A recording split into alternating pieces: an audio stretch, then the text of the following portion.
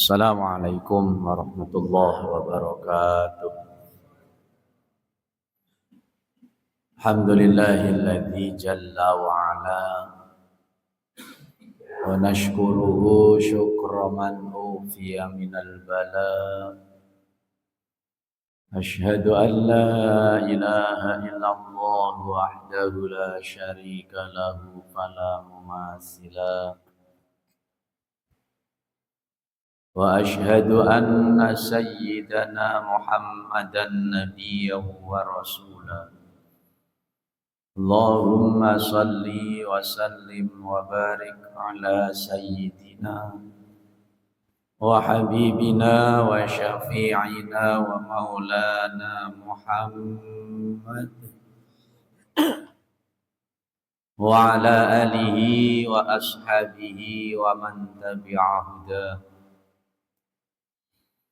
قال الله تعالى في كتابه الكريم وهو أصدق القائلين أعوذ بالله من الشيطان الرجيم بسم الله الرحمن الرحيم ألا لعنة الله على الظالمين وقال النبي صلى الله عليه وسلم يا أيها الناس اتقوا ربكم ولا يظلم أحد منكم مؤمنا إلا انتقم الله منه يوم القيامة. صدق الله العظيم وصدق رسوله النبي الحبيب الكريم ونحن على ذلك من الشاهدين الشاكرين والحمد لله رب العالمين.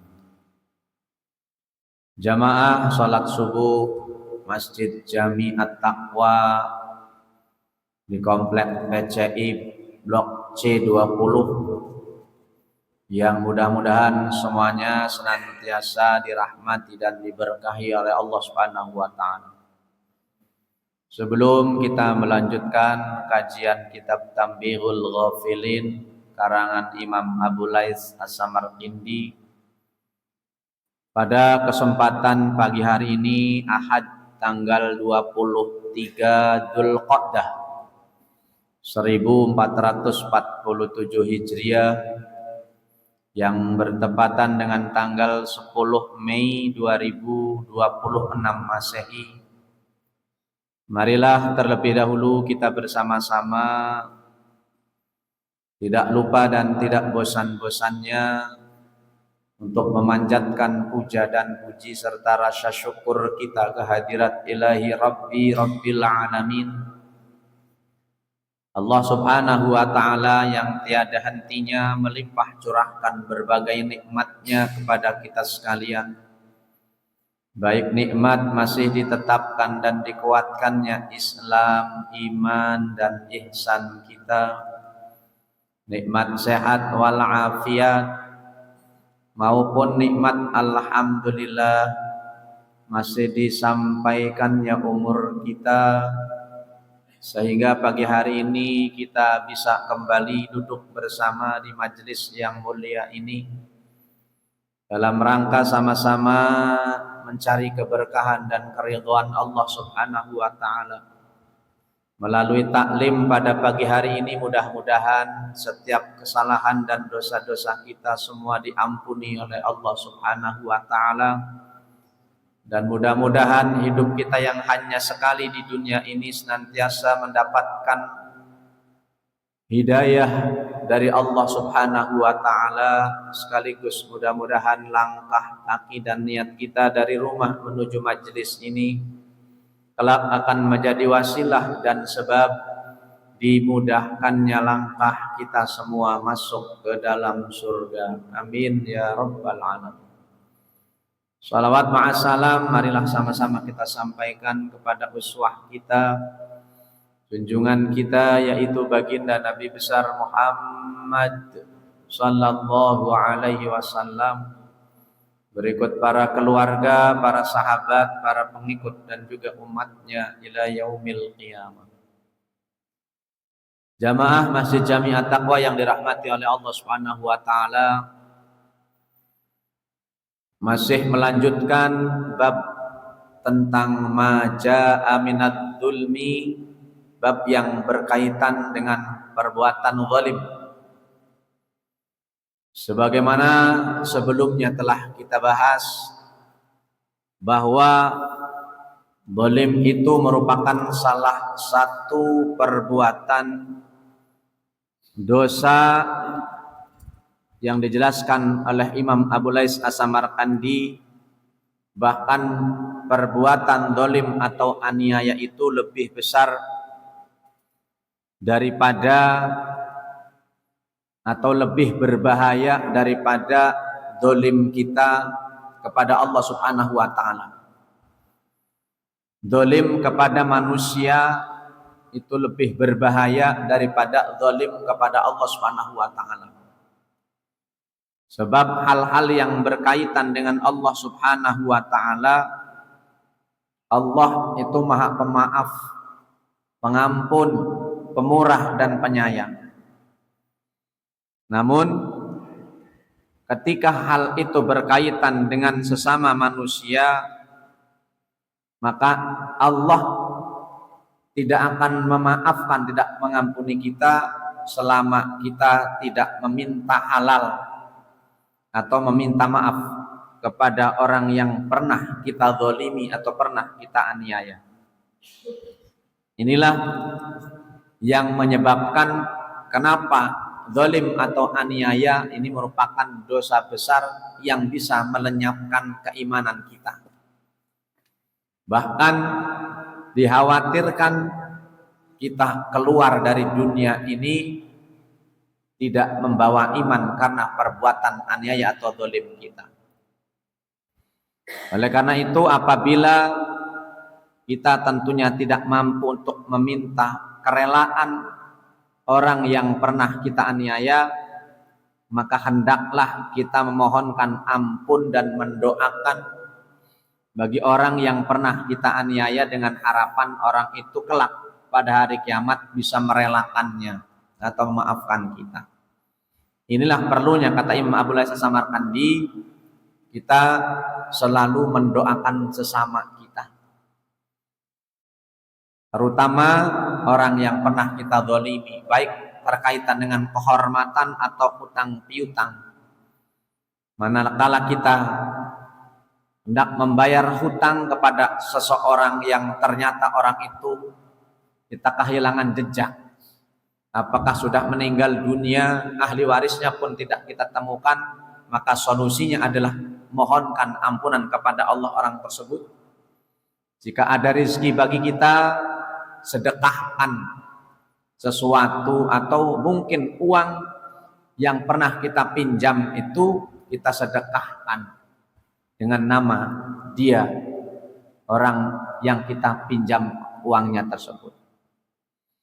Pun demikian Syekh Maimun bin Mahram, beliau juga pernah berkata, apabila ada seseorang yang menganiaya orang lain atau mendolimi orang lain, kemudian ia bermaksud untuk minta halalnya, namun ia tidak mampu melaksanakannya karena satu hal disebutkan tadi, kemudian ia memohonkan ampun untuk orang yang dianiaya setelah selesai sholat, maka ia bebas dari tuntutan penganiayaannya pada hari kiamat nanti.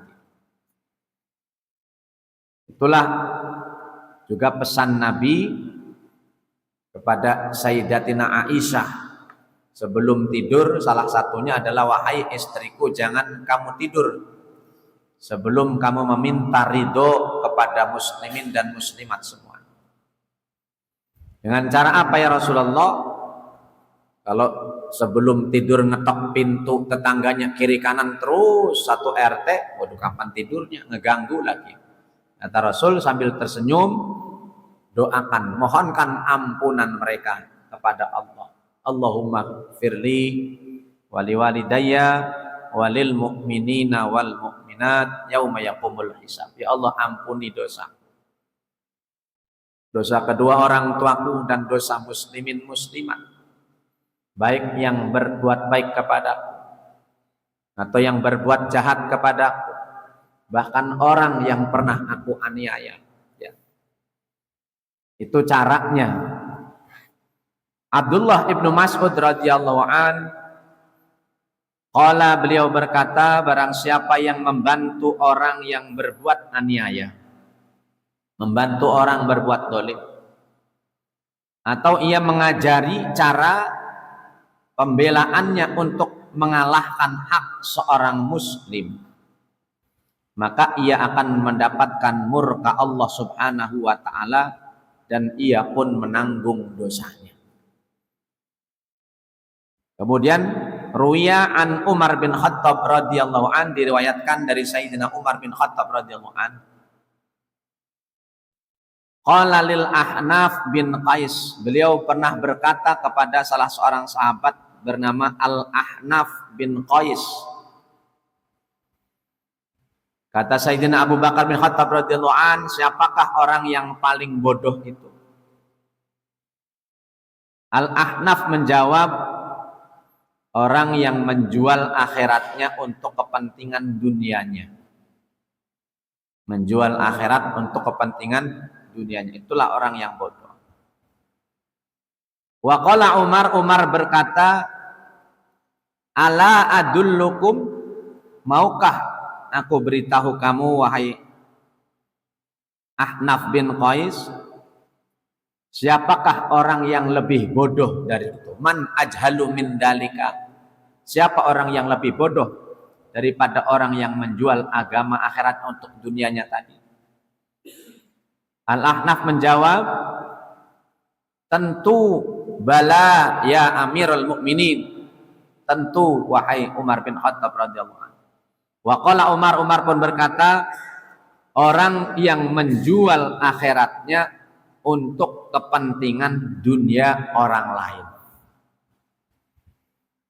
Menjual akhirat untuk kepentingan diri sendiri saja, itu sudah orang yang bodoh. Yang lebih bodoh lagi, ada orang yang menjual akhiratnya untuk kepentingan orang lain. Termasuk contohnya tadi, orang yang mengajari orang lain berbuat dolim, membantu orang lain berbuat dolim, memberikan cara untuk pendoliman orang lain.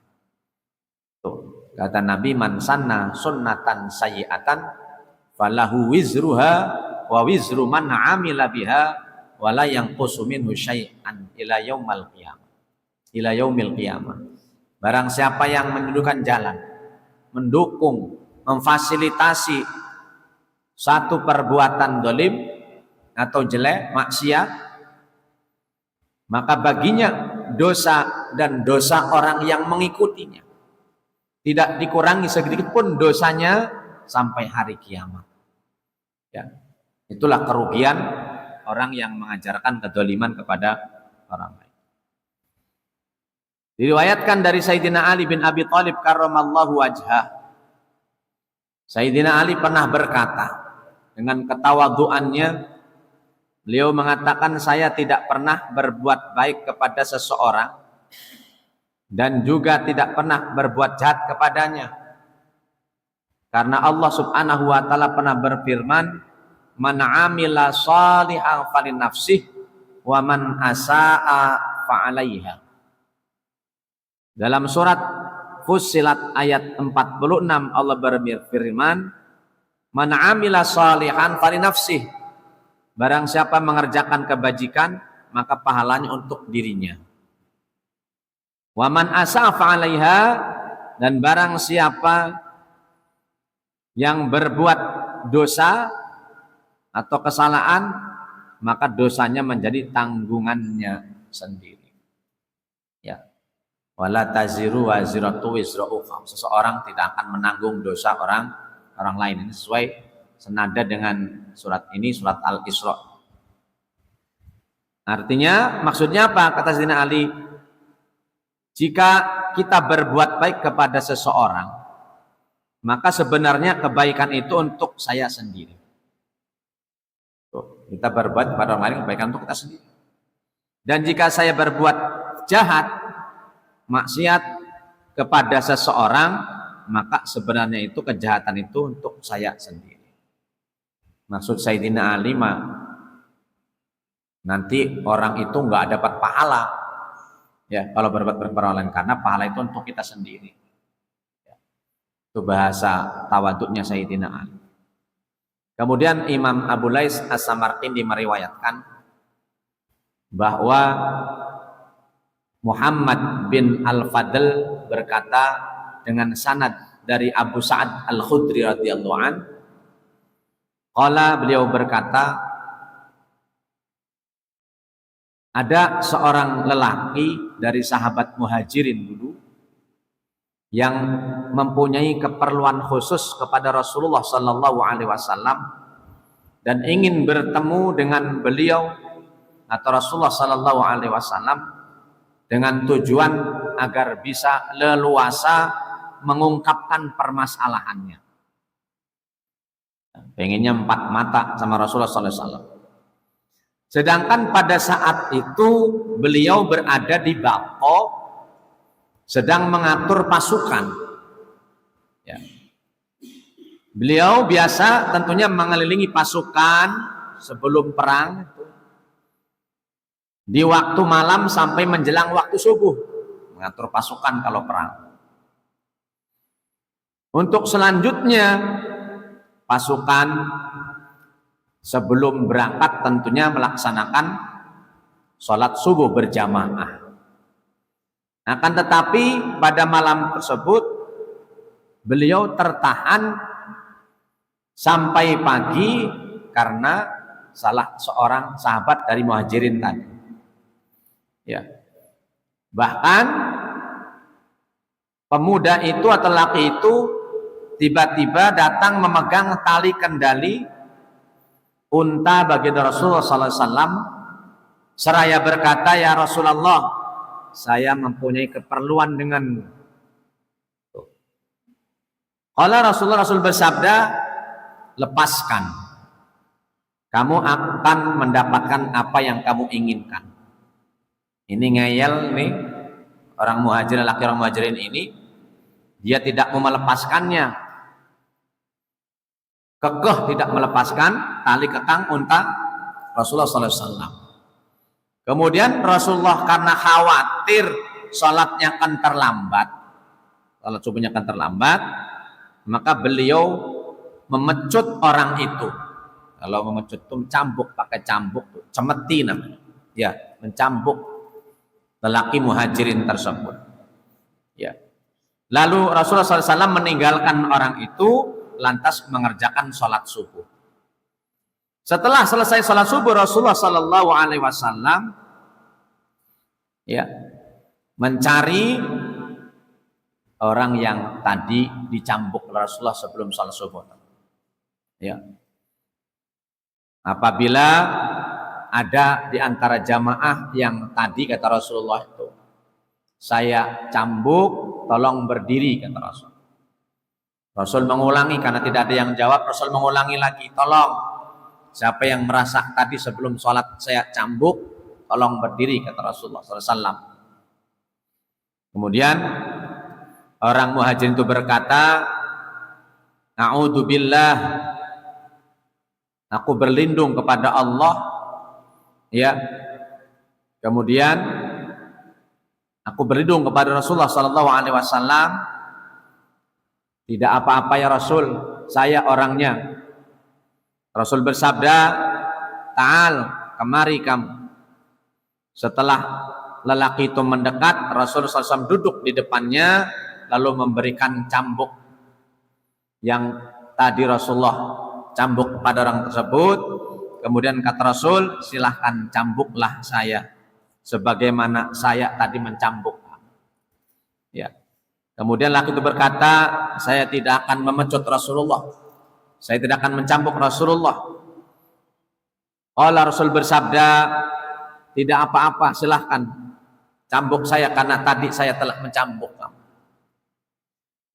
Rasulullah SAW meminta maaf kepada lelaki tersebut, lalu Tiba-tiba lelaki tersebut malah membuang pecut itu, lalu berkata, "Ya Rasulullah, saya telah memaafkan kamu." Rasul kemudian bersabda, "Ya ayyuhan nas," di tengah jamaah waktu itu setelah salat subuh, "Wahai sekalian manusia, ittaqu rabbakum." Takutlah kalian kepada Tuhanmu, bertakwalah kepada Tuhanmu. "Wala yadlimu ahadum minkum mu'minan." Janganlah seseorang di antara kamu menganiaya atau mendolimi orang yang beriman, melainkan Allah akan membalas kepadanya pada hari kiamat nanti. Ya, itulah keteladanan Rasulullah Sallallahu Alaihi Wasallam.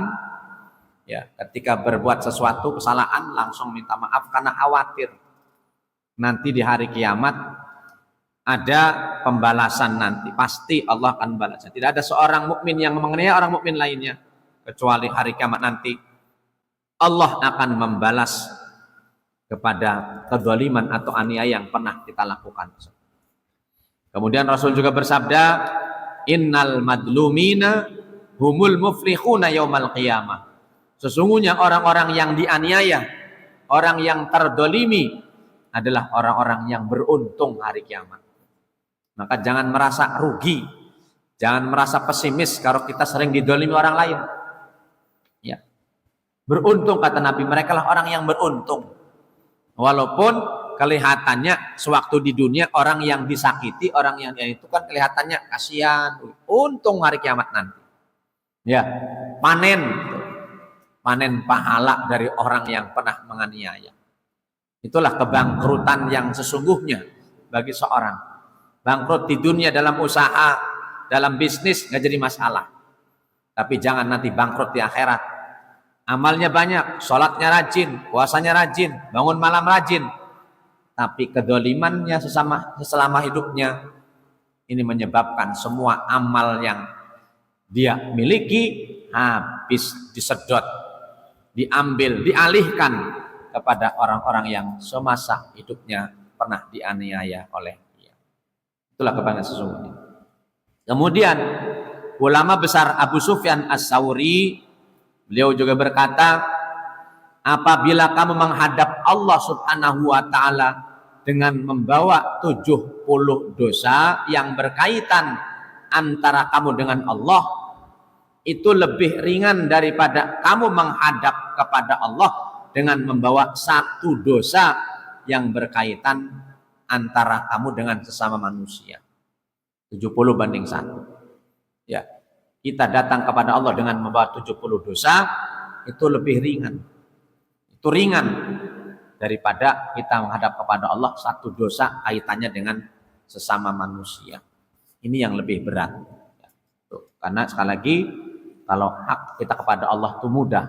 Allah itu pemaaf, pengampun, pemurah, penyayang. Tetapi ketika dengan sama manusia ini, kalau kita belum minta kerelaannya, kehalalannya, ini yang dikatakan sulitan bagi kita. Kemudian Syekh Ibrahim bin Adham, seorang ulama besar dari Basrah, Irak, suatu hari beliau berkata, apabila seseorang mempunyai hutang, maka tidaklah pantas bila ia makan dengan masakan yang menggunakan minyak. Atau bahkan lebih sederhana dari itu, selama ia belum melunasi hutangnya. Tuh. Sampai Syekh Ibrahim bin Adham mengatakan, kalau kita punya hutang itu nggak pantas kita masak dengan minyak, harusnya pakai pasir kayak ini. Ya, gorengnya pakai pasir. Bila sementara kita punya hutang, makan restoran enak. Ya, padahal belum melunasi hutang. Syekh Ibrahim mengatakan, nggak pantas kalau punya hutang belum dibayar katanya. Makannya pakai minyak, gitu ya. Itu masakannya menggunakan minyak. Bahkan lebih sederhana daripada itu. Sebelum melunasi hutang. Ya ini statementnya ulama-ulama dulu. Artinya kita yang nggak jadi masalah. Bukan berarti kita nggak boleh juga. Ya punya hutang masa nggak makan. Ya nanti susah kan nanti bayar hutang. Jadi gimana kalau nggak makan? Nah, tuh. Diriwayatkan juga dari Fudail bin Iyad.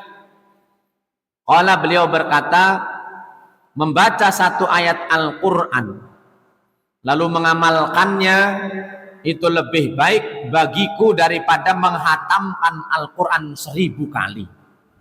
Tuh. Membaca satu ayat Al-Quran lalu mengamalkannya lebih baik daripada menghatamkan Al-Quran 1000 kali. Ya, kata Fudail bin Iyad, seorang ulama besar juga ini, ya, kata seperti itu. Kemudian kata beliau lagi, menyenangkan hati seorang mukmin dan memenuhi kebutuhannya itu lebih baik bagiku daripada ibadah seumur hidup. Ya. Artinya bukan berarti ibadah tidak penting. Ini dibahasakan oleh Syekh Iyad bin Fudail ini, mengatakan kita menyenangkan hati seorang mukmin, ya, lalu memenuhi kebutuhannya itu lebih baik daripada ibadah seumur hidup. Karena ada hadis Nabi juga, ahabbul a'mali ilallah idkhalus sururi ala qalbil mu'mini. Amal yang paling disukai oleh Allah, amal yang paling dicintai oleh Allah adalah menggembirakan atau menyenangkan hati saudara sesama muslim atau seseorang, hati seorang mukmin. Tuh. Artinya sejatinya memang kita hidup ini harus selalu senang dengan kesenangan saudara kita, ikut bergembira dengan kegembiraan hati kita, lalu ikut bersedih dengan kesedihan kesusahan saudara kita. Ini yang hebat. Cuman zaman sekarang mah punten kebalikannya. Ya, kalau tetangganya, saudaranya senang, kita susah. Tapi kalau tetangganya susah, kita senang. Oh, tepuk tangan tuh kalau tetangga kita susah, rasain, mampus. Oh. Tapi kalau tetangga senang, kita yang kalang kabut. Kurang ajar. Itu Pak Ji udah pensiun ke mobilnya Pak Jero. Dari mana nih? Awas, kurang ajar. Saya tutup jalannya biar nggak bisa lewat. Ini umumnya itu manusia seperti itu. Ya, banyak. Inilah penyakit hati yang berbahaya, namanya hasud, iri dan dengki. Harusnya apa? Nabi mengatakan ikut senang, tetangganya syukuran, ikut datang. Nah, seperti itu. Kemudian kata Syekh Fudail bin Iyad juga mengatakan, meninggalkan dunia dan berpaling daripadanya itu lebih baik bagiku daripada beribadah kepada Allah seperti ibadahnya segenap penduduk langit dan bumi. Ya. Ini mah zuhud tingkat tinggi. Menurut beliau meninggalkan dunia dan berpaling daripada itu lebih baik daripada beribadah kepada Allah seperti ibadahnya penduduk langit dan bumi. Artinya maksudnya bukan meninggalkan dunia totalitas, karena biar bagaimanapun kan kita hidup di dunia, tapi meninggalkan kemewahan, kemegahan, kesenangan yang dimaksud seperti itu, dengan hidup biasa saja. Ya, itu yang dimaksud oleh Fudail bin Iyad. Kemudian meninggalkan segenggam yang haram itu lebih baik bagiku daripada 100 kali haji dengan harta yang halal. Tuh, 100 kali haji dengan harta yang halal. Tuh. Tapi dia mengatakan meninggalkan segenggam yang haram itu lebih baik. Tuh. Karena memang Nabi juga bersabda, man akala minas suhti batalat amaluhu, barang siapa yang makan secuil dari yang haram, yang batil, maka hilang seluruh amalnya. Ya, maka kehati-hatian beliau adalah meninggalkan segenggam dari yang haram lebih baik daripada haji dan umrah 100 kali dengan uang yang halal padahal. Sampai dibahas seperti itu. Ya, artinya kita haji umrah kalau uang halal ya monggo silahkan. Kesenangan kita, pengen kita. Yang penting niatnya tujuannya untuk juga ibadah, melepas kerinduan kita dengan Ka'bah, dengan Allah Subhanahu wa taala, dengan Rasulullah SAW, sehingga kita ziarah ke Madinah Munawwarah, tidak masalah. Tapi menurut beliau seperti itu. Ya, meninggalkan segenggam yang haram lebih baik kata beliau daripada haji 100 kali sekalipun dengan uang yang halal. Kemudian Abu Bakar Al-Wara, beliau juga berkata, perbuatan yang paling banyak menyebabkan tercabutnya iman dari dalam hati adalah zalim terhadap orang lain atau menganiaya sesama muslim. Kemudian Abul Qasim Al-Hakim su'ila, ditanya oleh kaumnya atau sahabatnya atau temannya, apakah ada dosa yang mencabut iman dari hati seseorang? Kata Abul Qasim Al-Hakim, ketika ditanya oleh umatnya, beliau menjawab, ada. Salah satu dambin akhwafu lisalbil iman. Kata Abul Qasim Al-Waro, ada 3 hal yang dapat mencabut iman dari hati seorang, yaitu pertama, tidak mensyukuri nikmat Islam. Ya, maka kita harus selalu bersyukur nikmat Islam. Karena Islam inilah yang penyebab kita akan mendapatkan keselamatan dari Allah, nanti rahmat dari Allah. Sehingga Allah pun pernah, Bapak dalam firman-Nya mengatakan, ya ayyuhalladzina amanut taqullaha haqqa tuqatih wa la tamutunna illa wa antum muslimun. Wahai orang beriman, bertakwalah kepada Allah dengan sebenar-benar takwa dan jangan kamu mati kecuali dalam keadaan Islam. Karena inna dina indallahil Islam. Agama yang diterima Allah itu cuma Islam.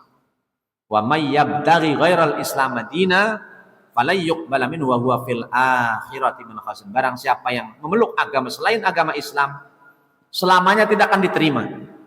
Falay yuqbala, lan itu menggunakan ya huruf nasab, huruf jazmnya itu lan, artinya selamanya tidak akan diterima oleh Allah. Wa huwa fil akhirati minal khasirin, dan di akhirat nanti dia termasuk orang yang rugi. Itu makanya kita dari situ harus bersyukur atas nikmat Islam. Karena orang yang tidak bersyukur atas nikmat Islam, ini dosa yang mudah mencabut keimanan kita. Yang kedua, yaitu tidak khawatir terhadap hilangnya iman. Nah, ini termasuk ini dosa yang menyebabkan cabut iman, tidak khawatir terhadap hilangnya iman. Makanya harus dipupuk iman ini dengan kebaikan. Ketika sahabat bertanya kepada Rasul, ya Rasul, ketika Rasul bersabda, al-imanu yazidu wa yanqusu, iman kita ini kadang-kadang tambah, kadang-kadang turun. Ya, ada frekuensi yang kadang gravitasnya naik, kadang turun. Kata Rasulullah. Sahabat bertanya, ya Rasul, bimada yazidul iman walimada yang usul iman, dengan sebab apa iman seseorang itu tambah dan disebabkan karena apa iman seseorang itu berkurang? Rasul bersabda, al imanu yazidu bitta'ati, iman seseorang itu tambah dengan ketaatan. Wa yanqusu bil maksiati, dan iman seseorang akan berkurang karena maksiat. Semakin sering maksiat akan hilang. Semakin taat semakin tambah iman seseorang. Ya, maka jaga betul, jangan remehkan iman. Dimanapun berada, bawa terus iman itu, jangan ditinggal. Ya. Dan yang ketiga, nah ini, jadi wajhud dilalahnya adalah dosa yang menyebabkan tercabutnya iman seorang itu adalah menganiaya terhadap kaum muslimin. Nah, menganiaya atau dolim kepada sama muslimin. Ya. Kemudian dari Humaid, dari Anas bin Malik radhiyallahu an, qala Rasulullah SAW, Rasul bersabda kepada seorang dengan 3 hal, di mana beliau bersabda, aksir dzikrul maut yushghiluka amma siwahu wa alaika bisyukri. Pertama, kata Rasul, pesan Rasulullah kepada sahabat termasuk Anas bin Malik, perbanyaklah kamu mengingat kematian sehingga melalaikan kamu dari yang lainnya. Ya, artinya banyak ingat mati sampai-sampai kita lalai dari yang lainnya. Ini pesan Nabi. Wa alaika bisyukri, hendaknya kamu selalu bersyukur. Fa innahu ziyadatun fin nikmah, karena syukur itu dapat menambah nikmat. La in syakartum la azidannakum, ayatnya sudah jelas. Orang yang kalau syukur itu nambah nikmat. Makannya tempe kalau syukur itu nikmat. Ya, makannya daging kalau nggak syukur, udah nggak nikmat. Apalagi jengkel. Ya, nah itu. Wa alaika biddu'a, dan hendaknya kamu selalu berdoa. fa innaka la tadri mata yustajabu laka, sebab kamu tidak tahu kapan doamu dikabulkan. Jangan berhenti doa terus, karena itu senjata kita, mukhul ibadah, inti ibadah kita itu ada pada doa. Setiap saat doa terus, dan cari doa yang mustajabah antara adzan dan iqamah, yaitu menjelang asar sampai maghrib, tengah malam, ya intinya perbanyak doa. Wa anha kan salasin, Rasul pun mencegah kita dari 3 hal, melarang kita 3 hal. Yang pertama itu kata Nabi, jangan kamu mengingkari janji, la tangqud ahdan, jangan mengingkari janji, wala tu'in ala naqdihi, dan janganlah bermaksud untuk mengingkarinya. Wa iyyaka wal baghya, jauhilah perbuatan aniaya atau zalim, fa inna man bagha alaihi la yansurannahu Allah. Karena apa? Sesungguhnya orang yang dianiaya itu akan ditolong oleh Allah. Awas. Doanya orang yang teraniaya itu mustajabab, tembus langsung kepada Allah Subhanahu wa taala. Maka jangan mendolimi orang, beraniaya pada orang lain. Wa iyyaka wal makra. Kemudian yang ketiga, jauhilah tipu daya atau makar. Ya. Fa innahu la yahiqul makrus sayyi'u illa bi ahli. Karena sesungguhnya tipu daya itu akan menimpa selain kepada orang yang melakukan. Artinya yang sering dikatakan itu tipu daya itu akan kembali kepada kita. Biasanya seperti itu. Senjata makan tuan. Ya, jangan berbuat makar atau tipu daya seperti itu. Ya. Itu dari akhir daripada bab aniaya. Intinya mari sebisa mungkin, sekuat mungkin kita jauhkan perbuatan aniaya ini, karena sekali lagi bukan orang yang dirugikan pada hakikatnya, kita sendiri yang dirugikan, baik di dunia lebih-lebih di akhirat, karena doanya orang yang teraniaya itu betul-betul mustajabah. Semoga kita dengan kajian ini lebih berhati-hati untuk tidak menganiaya orang lain, mengingat dosanya yang berat.